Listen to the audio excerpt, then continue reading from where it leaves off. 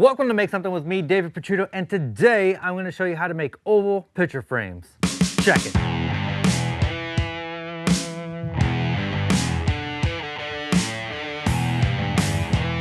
Today I'm going to show you how to make oval picture frames, including how to draw the ovals and how to mount and protect your artwork. I want to cut out an oval out of some acrylic. You can buy oval glass, you can cut oval glass. Today we're going to use acrylic so we can cut it on the bandsaw. I'm going to draw a line down the middle of this guy and then somewhere down the middle here. This is going to fit within an 8x10 photo, so we need half of both of those numbers. So we need 4 and 5. Remember those numbers. From that center point, make a mark at 4.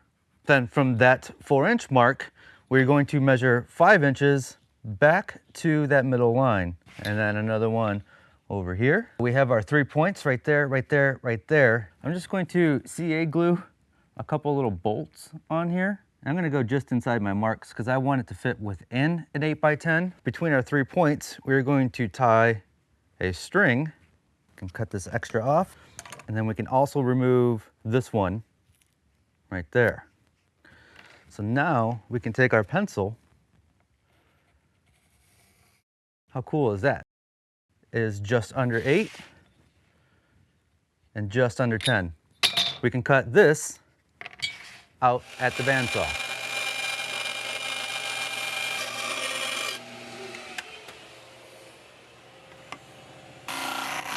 I'm going to work this out on some paper. I know that there's going to be a rabbet about 1/4 inch on the inside. And I know I want the frame to be, let's say that wide. So we want 4 miter pieces of wood that oval can fit into. So let's say drawing some miters in there will kind of give us a little rough estimate of what we need. 10.5 by 12, and that is around 3 inches. I got this piece of walnut from my friends at KenCraft. We're gonna cut this to width, and then we're gonna cut the miters over at the miter saw.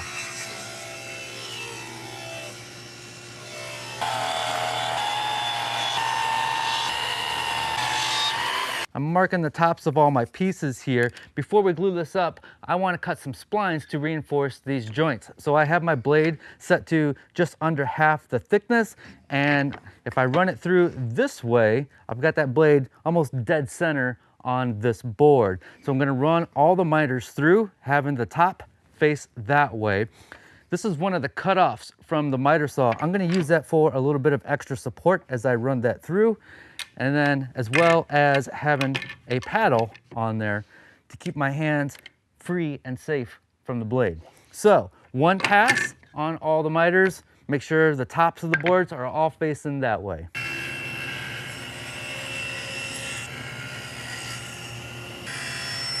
So we have all of our miter slots cut. If you're new to the table saw, it's kind of a dangerous cut because if the board slips, it could kick back and hit you in the face. You can also do this at the router, or you can make a jig to hold the boards as you're running it through there. So just keep that in mind when you're making that cut. The next thing I need to do is cut a piece of walnut that's going to fit in the slot.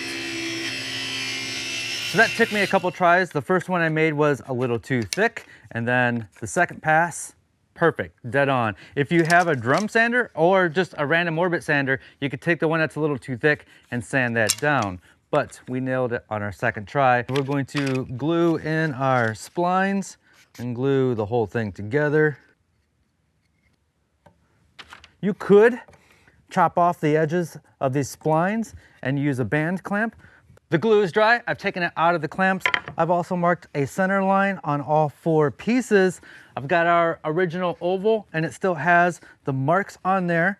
So I'm going to center this on here, kind of line up all those marks, and then just trace that oval on here. So now we need to come in 1/4 inch, and that's going to give us the inside lip of the oval and then give us enough room to create a rabbet to hold the glass. And to do that, I have my compass, and I'm just kind of trace along that line. Freehand. So now to cut off that inside, I'm going to use my jigsaw. The right blade for this is very important. I've got a 10 teeth per inch for hardwood. That's going to give us a nice clean cut. I've also got my orbital setting set to 0. That's a less aggressive cut, and that's going to do perfectly fine on this 3/4 inch walnut.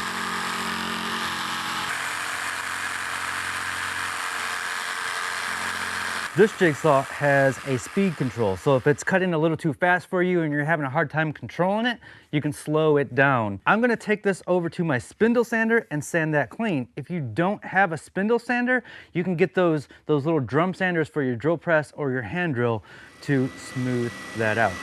So now that the inside is all sanded smooth, I need to create a little rabbet for our acrylic and our artwork to sit in. So I have a rabbeting bit in my compact router here, and that's going to give us a 1/4 inch rabbet all the way around.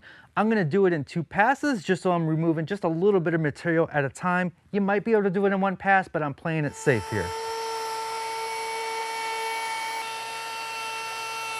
So that is the first pass. Now I'm gonna do a second pass and go a little bit deeper.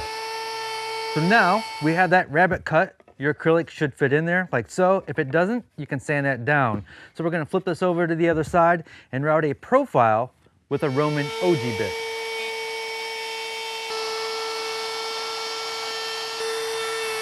Now that we got that inside profile routed, back to my compass, and I'm going to draw the outside perimeter. And then once again, you can cut that out with a jigsaw or a band. I want to do a nice round over along the edge there, so I got a round over bit. The problem with using this little compact router is now there's not enough surface space, and I don't want it to wander on me and ruin the piece. So I'm going to do it over at the router table. Another option is to take off this plastic acrylic piece that came with the router and put on a bigger one, and that'll give you more space to reference. You got all kinds of options. I'm going to use the router. So now we're just putting a coat of wax on there. I'm going to show you how to mount your artwork and seal that off. But first, I have 2 businesses. I have Make Something, which you're watching here, and I also have my podcast called Making It with Jimmy and Bob. And both of our websites are run on Squarespace. For 10 years, I was a web developer. I could go ahead and make my own website, but I choose to use Squarespace, and I was using Squarespace before they were a sponsor. I sell digital and physical products on my website. I sell PDF plans for the projects that you see here, and I sell my merch. You can do the same thing. It's super easy to set up. I don't have to worry about downtime or maintenance or back end or server issues. That is all taken care of. Go take a look at their templates. You're gonna have a beautiful website right off the bat with very little effort. And if you're someone like me who can dive into the code, you can do that as well. But I choose not to. I want to focus on making videos and not spending all my time working on my website. One of the things that's hard to do as a web developer is to make your website look good on a computer as well as a phone and a tablet. It has to reformat itself to that size screen. That's called responsive design. Squarespace sites automatically do that. So please check out squarespace.com for a free trial, and when you're ready to launch, go to squarespace.com/makesomething for 10% off your first purchase of a website or domain. Thank you, Squarespace, for being a long-time sponsor of this channel and allowing me to do what I do.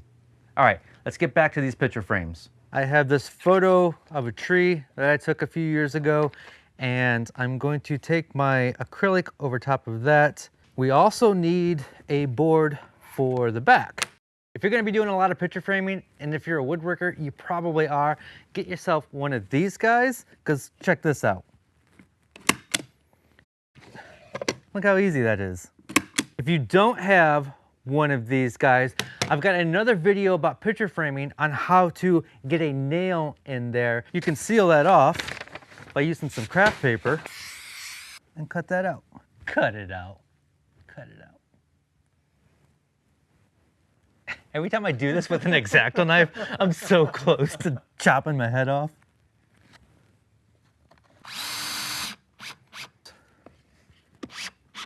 Now we need to add a little bumper.